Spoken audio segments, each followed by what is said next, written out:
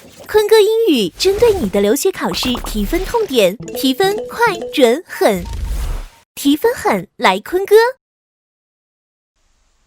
嗨，大家好。那今天的话，坤哥英语的李垚坤老师呢来采访一下自己曾经教过的一个学生Valerie 是我在以前喜马拉雅的一个粉丝，然后呢就是最后搜寻到我的课程然后在我这边报的名，那是学托福然后托福的话呢，这个女生她之前的情况是自己自学过这样 Valerie 你介绍一下因为我都忘记，应该要由你来说你这现在的情况就是你之前是什么情况，就说可以大家给大家so introduce some of the background that you've had like before you entering my course. So what kind of situation you were in?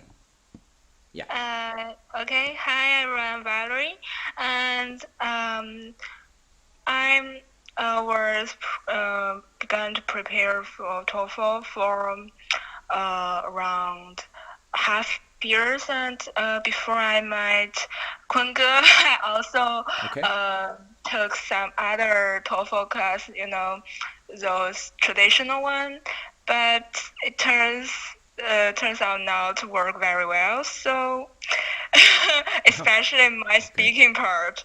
Yeah. Actually, I have been in American for half year, but it's still, of course, my ability to communicate with foreigners, with the native speakers, that's ability improved a lot, but I still don't know how to do well in the real exam. It's totally different to not the same thing. Yeah. Right. So you're saying. That, so you're saying that there is a huge difference between the real capability of having daily conversations with native speakers and how to excel in your TOEFL sections, especially in your speaking, right? There is a huge difference. Because first, when you talk with those native speakers, they don't give you a time limitation. Okay. And you're allowed to make some mistakes. Mm-hmm. But in the exam, it's not the same thing. Yeah, and your mistakes cannot be tolerated. Okay. Yes. Yeah. So you talk about some of these traditional pre-experience that before you're entering my course. So would you just exemplify a little bit? So what were the typical so-called traditional way of learning TOEFL or preparing for TOEFL? What are those traditional stuff? First is the listening. It taught me to how to make a good note. Mm-hmm. Take notes. Actually, take notes. And I cannot really balance my listening and writing part. When I'm taking notes, I can't totally focus on what the lecturer is talking about. So finally, I make seems like a perfect note, but actually I left a lot of important key points of the lecture, and finally it became a bad grade. and a score. Awful. Yeah, exactly. So what you're saying is that you're trying to capture some key information. You're trying to decipher the importance of it. You're trying to predetermine. You're trying to predict, but it's really futile for people to predict the things exactly, because you never know what's gonna happen. You never know what would be the. Turns out you cannot be ETS. You don't know what they're thinking about. Yeah. So you cannot predict it. So many of these notes that you've taken are useless, or it's not the totally thing that useless. they want. Okay. Yes. Okay. So, what about in terms of the preparation for speaking? So, what is the biggest difference between because I want to know your opinion on my teaching methodology, or because we know that your score has been improved a little bit in your speaking, from which to which? I think it's still I need some more practice and a longer time to get accustomed to a totally new method to practice speaking, because the traditional one, they will teach you some how to say 语料. Yeah, so like repository or like vocabulary base, something like that. And they will teach you some, let you summarize some examples to apply to all kinds of situations. Right. And whatever you said, you just repeat the same thing again and again. But it's more like the mechanical repetition. It's not about having the method of fishing, but they just try to teach you how to fish one time, but they don't know how to teach you fishing, right? Okay. And the most important one is they don't really teach you how to think. So the most important capability in seeing the task 1 and task 2 is really to decipher the needs of these tasks and what kind of angle you should provide to really fit into the demand of this question. That's the most important thing. But traditionally, they don't, talk about that. They just ask you to mechanically, learn something that you have to recite. You have to use a certain structure, but we know sometimes the structure are not always flexible, right? Yes, and I learned that as those structure, they teach everyone the same thing. So as a result, the ATS, they learn the same thing again and again, and I can understand why they get so tired. Yeah, they have when they're listening Chinese students answer. Exactly.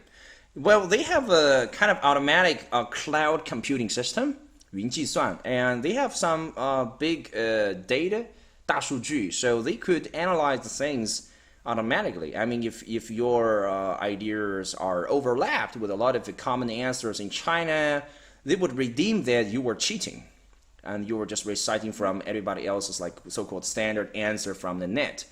And so it's the real thing that if you I mean, it's really important for you to realize that the more unique your answers are and the more pertinent, I mean, the more accurate you can decipher the question, the higher your mark would be. But if you just mechanically copy everybody else's answer without your own thinking or without changing anything or without changing the major structure, that's really bad for your final score. You're actually doomed to fail if you do that, right? So I know that now your English, your speaking is 22, but before you're entering my course, it was something between 19 and 20, right?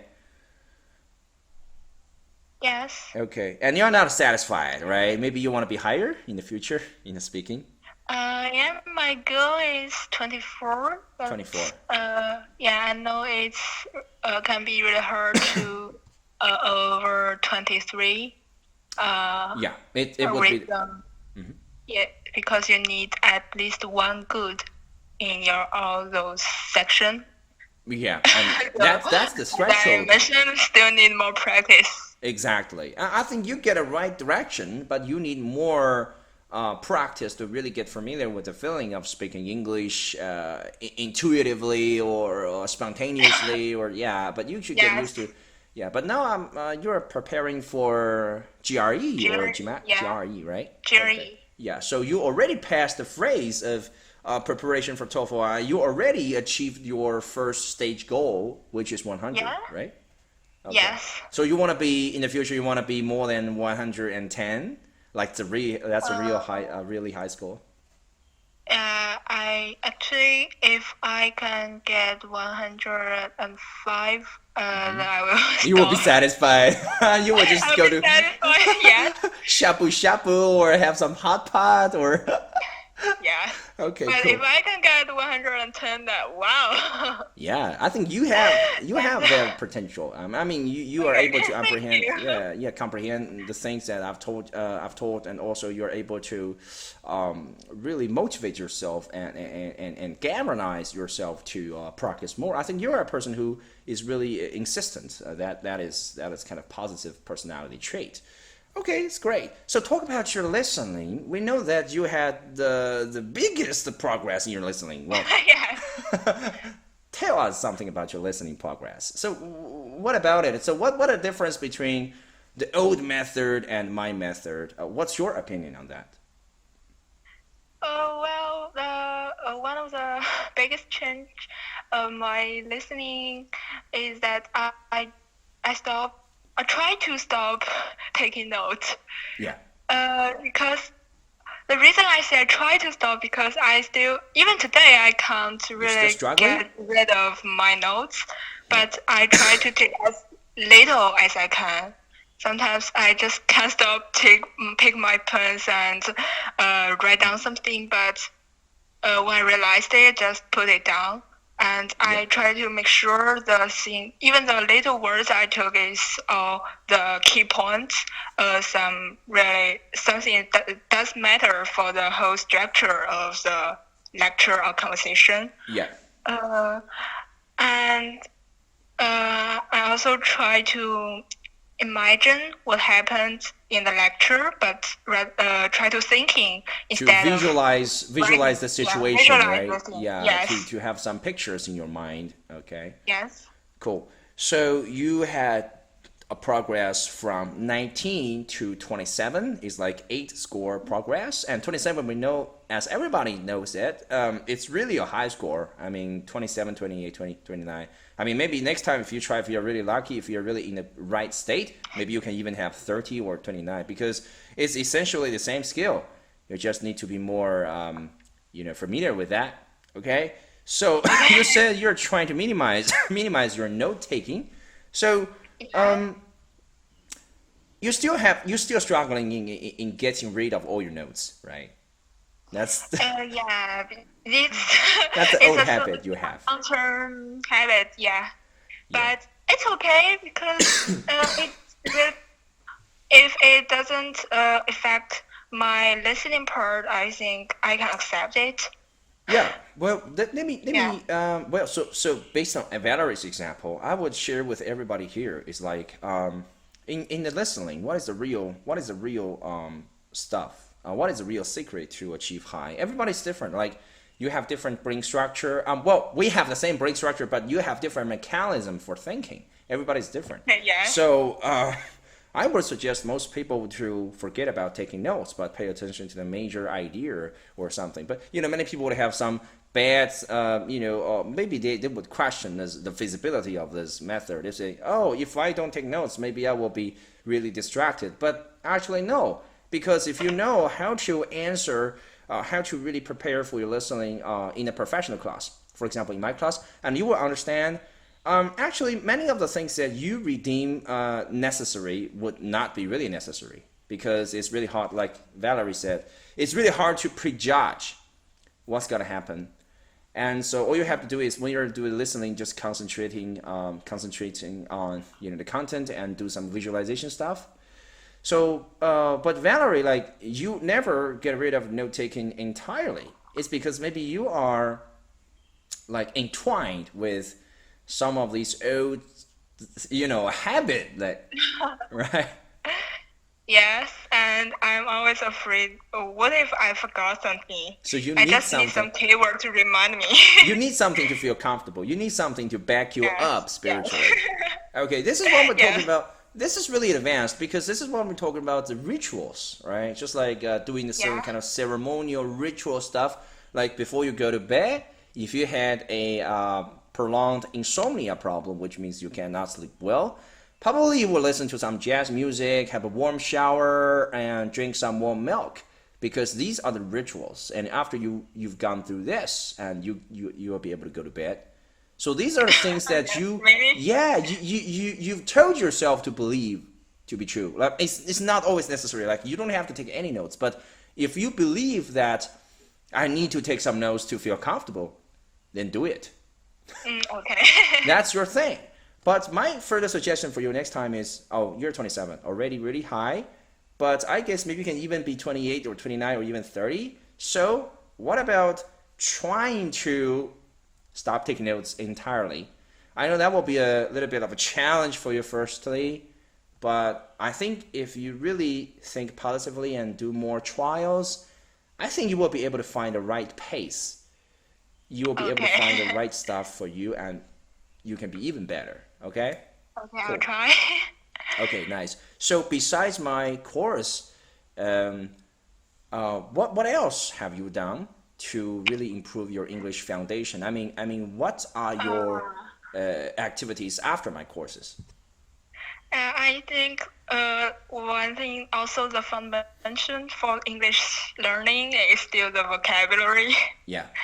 And actually, when I first on my first stage to prepare for the TOEFL, I really kind of ignore the importance of vocabulary. Yeah. So it's really impossible if you don't have a good vocabulary basis.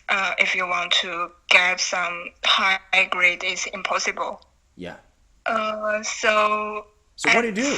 How did you prepare? Yeah. I just force myself to remember those. And Okay. there is not a very smart way to really remember those vocabulary. The only thing you can do is to repeat again and again. Yeah. I think I repeat the TOEFL vocabulary books around 5 times. Mm-hmm. Then I feel like I arrive a new stage. Well, you're really diligent, as a honeybee. You really put so much effort there. It's great. And also you need to pay attention to the pronunciation. Yeah. Because both you're listening and speaking, you need it. You need to pay attention to the phonetic symbols there. Do not just see the shape of the word, but phonetic symbols. Yeah. Okay. And another thing, I think it's it needs a long time to, if you want to see the effect of that method, you can raise some. For me, I really like, 纪录片. Documentaries. Documentaries. And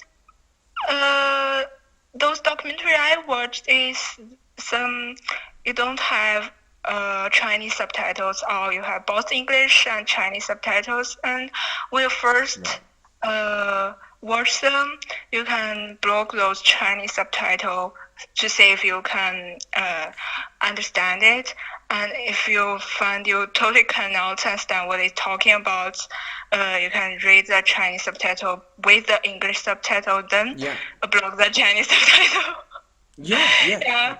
Actually, now I feel I can just watch the English subtitle sometimes, or even get rid of the subtitles totally, and I can understand a documentary. And these things would also be a consolidation for your comprehensive English listening skills, right? Yeah. Yes, I feel it's really useful. You can say I insist for around 2 months, then I feel like I improved a lot. Yeah. And together with some professional techniques that you can use in your TOEFL, and alongside with those improved language sense, that's why you were able to get 27 in your listening section, right? So this is really good. So what we call compound practice. So in your speaking, I believe it's augmented your English speaking level a little bit, because when you listen to those TV episodes or documentaries, your brain automatically involved with the language sense, so you will be more automatically be more familiar with that, and along with your oral practice, and you will be able to be more flexible and more fluent in your speaking. Okay, great. So it seems like you are such a person who is really diligent and who is able to, try to use whatever, you should take to, different commitments or doing different things, to use whatever you can use to achieve there. So I think you're a person who is really positive and who is also very smart. And I also want to encourage people who are listening to this program, like our fans and our students, like it's really important for you to insist on doing something that you love, probably just like what you had did, like Valerie, right? So, because you love English. I know that I have some communications with you before, and you love English, and you want to study abroad, and you want to have a different lifestyle, and so these are the impetus or the source of motivation for you to study harder, and you do not complain about a lot of things because many of these learnings could be fun if you really put your minds into it, right? Yes. You're not. It's not funny. It's not fun. Even it's not fun, you just have to do You it. gotta do it. Yeah. So, my best wishes to Valerie and also to my fans and to my students.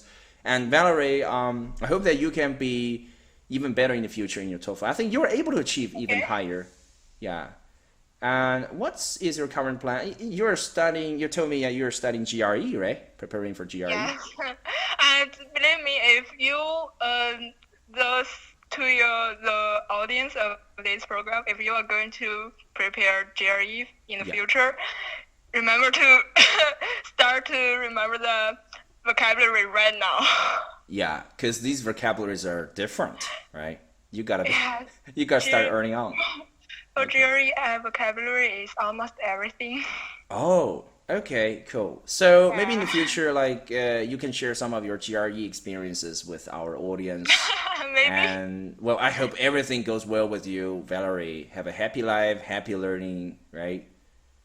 Okay, thank you. So you want to say, okay, thank you too. Welcome to this program, and thank you so much for your time. So what is your final word? You want to, the conclusion that, or your wishes you want to say to our listeners?